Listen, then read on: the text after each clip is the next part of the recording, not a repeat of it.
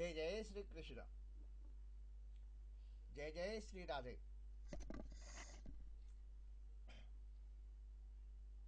संपूर्ण गीता प्रवचन के क्रम में आपने पार्ट 9 में 12वां अध्याय सुना, जो भक्ति योग का प्रसंग है। साकार और निराकार के उपासकों की उत्तमता का निर्णय और भगवत प्राप्ति के उपाय और भगवत प्राप्ति के पुरुषों के लक्षण के बारे में कृष्ण जी बताते हैं अर्जुन को। आज इस पाठ 10 में आप सुनेंगे ज्ञान सहित क्षेत्र और क्षेत्रज्ञ का विषय, और ज्ञान सहित प्रकृति और पुरुष का विषय। प्रकृति क्या है, पुरुष क्या है। तो 13वें अध्याय में श्री कृष्ण भगवान बोलते हैं अर्जुन से, हे अर्जुन, यह शरीर क्षेत्र है,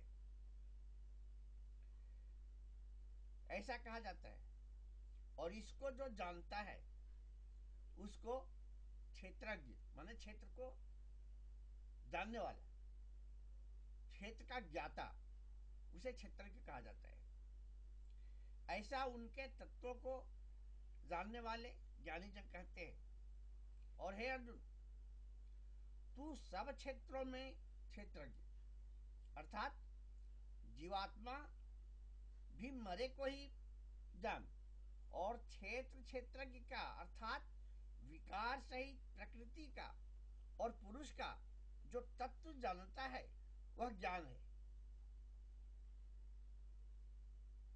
इसलिए यह क्षेत्र जो है और जैसा है तथा जिन विकारों वाला है और जिस कारण से जो हुआ है तथा वह क्षेत्रज्ञ भी जो है और जिस प्रभाव वाला है, वह सब संक्षेप से मेरे में सुन। यह क्षेत्र और क्षेत्रज्ञ का तत्व ऋषियों द्वारा बहुत प्रकार से कहा गया है, अर्थात समझाया गया है, और नाना प्रकार के वेद मंत्रों से विभाग पूर्वक कहा गया है, तथा अच्छी प्रकार निश्चय किए हुए युक्ति युक्त ब्रह्मसूत्र के पदों द्वारा भी वैसे ही कहा गया है। हे अर्जुन, वही मैं तेरे लिए कहता हूं कि 5 महाभूत अर्थात आकाश, वायु, अग्नि, जल और पृथ्वी, ये 5 सूक्ष्म भाव अहंकार, बुद्धि और मूल प्रकृति अर्थात त्रिगुण माया भी, तथा 10 इंद्रिया अर्थात 10 इंद्रिया कौन कौन? श्रोत्र, त्वचा, नेत्र, रसना और घ्राण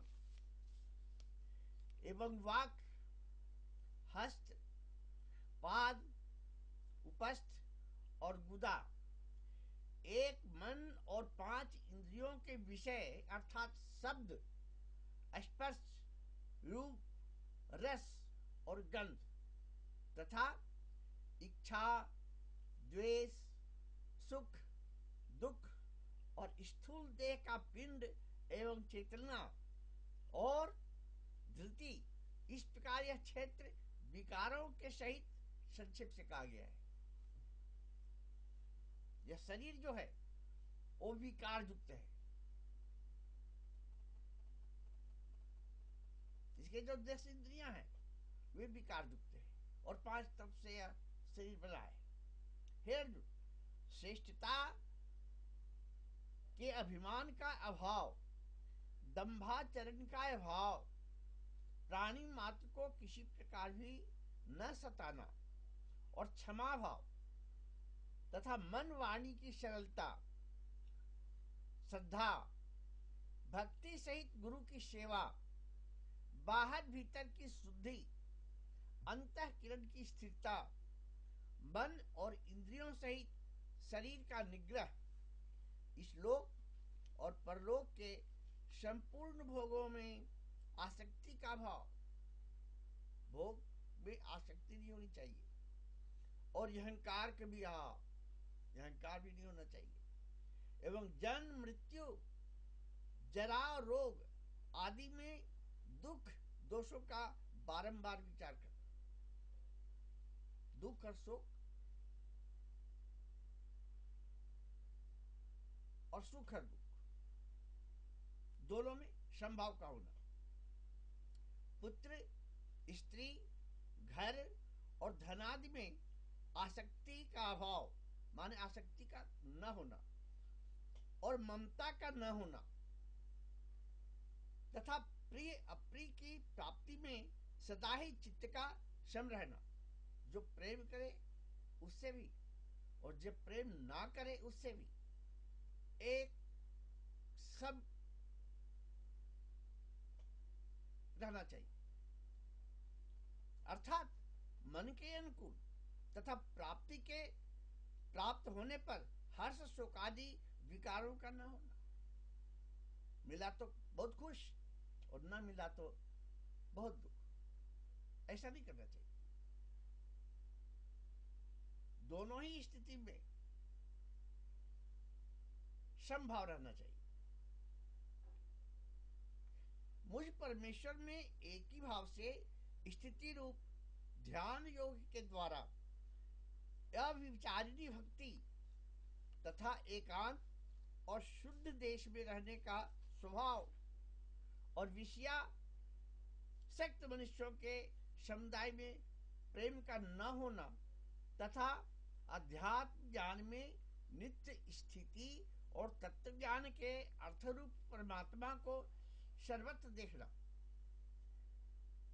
यह सब तो ज्ञान है, और जो इसके विपरीत है वह ज्ञान है। जो मनुष्यों से प्रेम न करता हो, जो अध्यात्म के जानने के लिए परमात्मा को सर्वत्र है ऐसा जानने के लिए जो प्रयत्न करता है, जो जानता है, वह ज्ञानी है। उसके बाद कहते हैं, हे अर्जुन, जो जानने की योग्य है तथा जिसको जानकर मनुष्य परमानंद को प्राप्त होता है, उसको अच्छी प्रकार कहूंगा।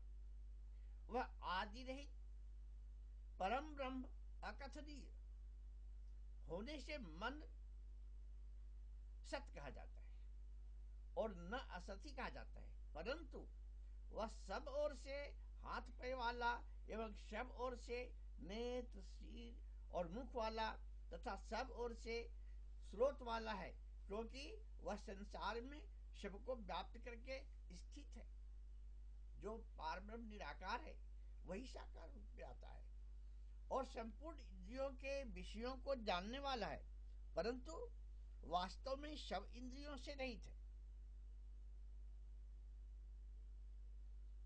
तथा आसक्ति रहित और गुणों से अतीत हुआ भी अपनी योग माया से सब को धारण पोषण करने वाला और गुणों के भोगने वाला है, तथा वह परमात्मा चराचर सब भूतों के बाहर भीतर परिपूर्ण है और चर अचर भी वही है, और वह सूक्ष्म होने से अविज्ञेय है तथा अति समीप में और दूर में भी स्थित वही है। सब जगह है, सब जगह सब व्याप्त है। वो विभाग रहित एक रूप से आकाश के सदृश परिपूर्ण हुआ भी चराचर संपूर्ण भीतों में पृथक पृथक सदृश स्थित प्रतीत होता है। एक अंश है, उसका भाग नहीं हो सकता, उसका कितना ही भाग करे फिर भी वो एक अंश पूरा ही रहता है, जबकि हर जीव में उसका अंश रहता है। तथा वह जानने योग्य परमात्मा विष्णु रूप से भूतों को धारण पोषण करने वाला और रुद्र रूप से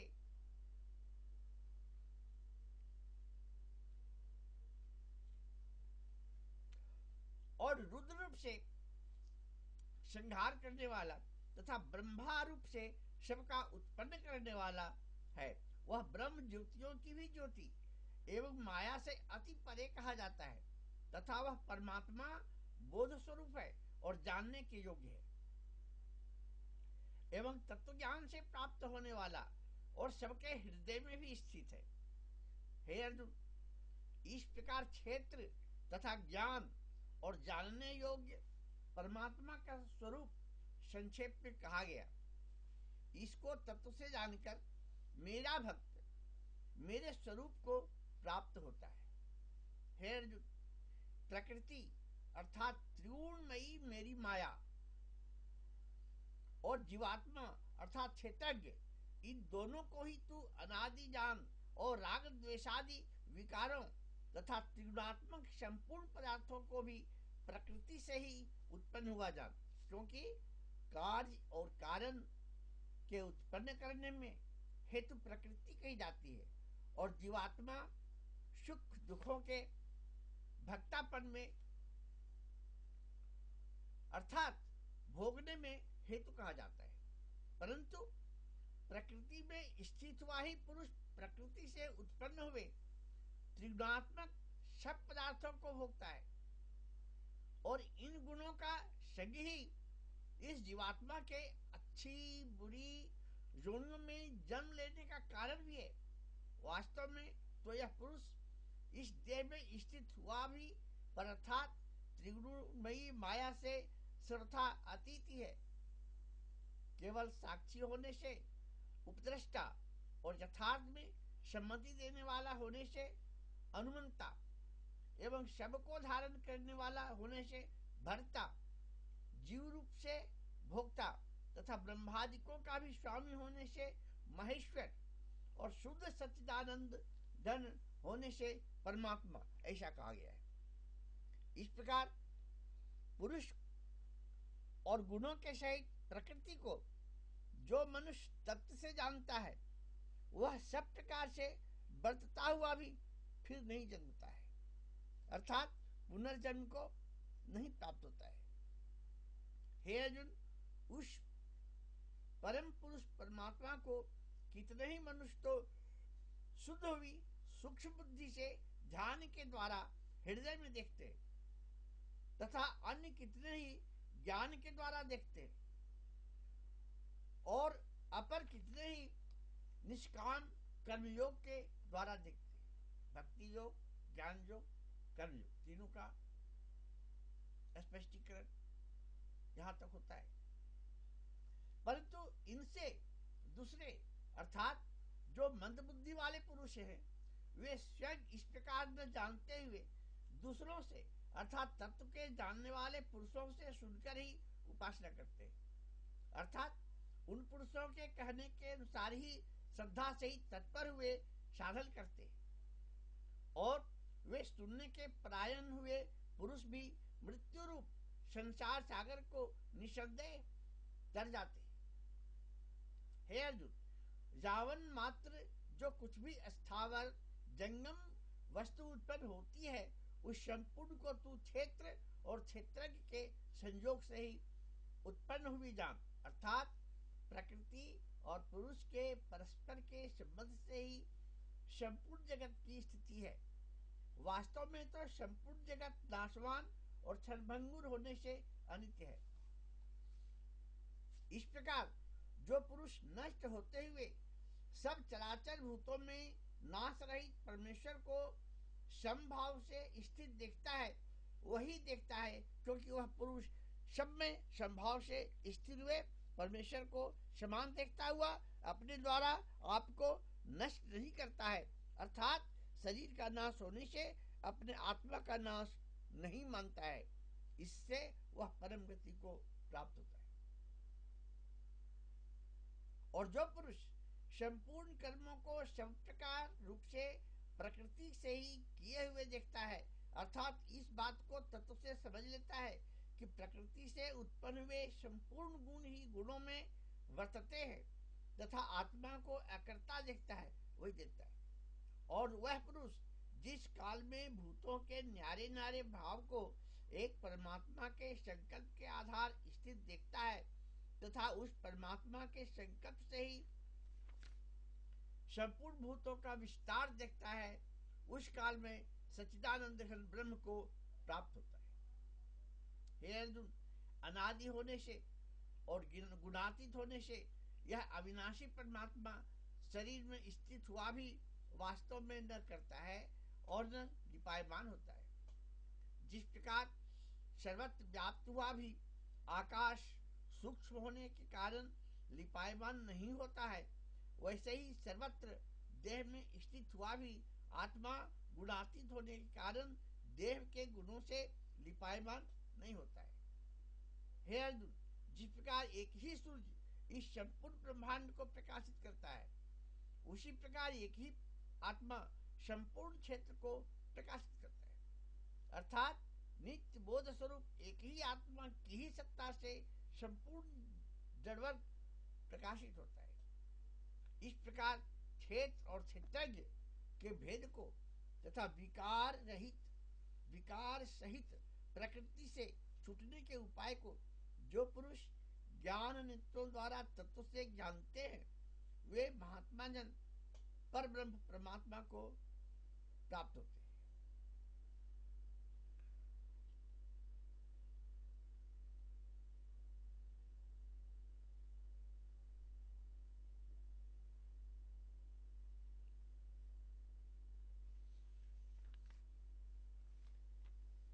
अगले पाठ 11 में हम 14वें अध्याय में सुनेंगे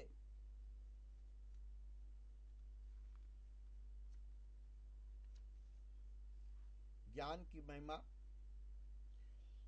प्रकृति पुरुष से जगत की उत्पत्ति, सत्य रज तम तीनों गुणों का विषय और भगवत प्राप्ति के उपाय और गुणातीत पुरुष के लक्षण। इस 14वें अध्याय में आगे के पाठ में हम सुनेंगे 11वां पाठ में। ये 10वां पाठ यहाँ समाप्त।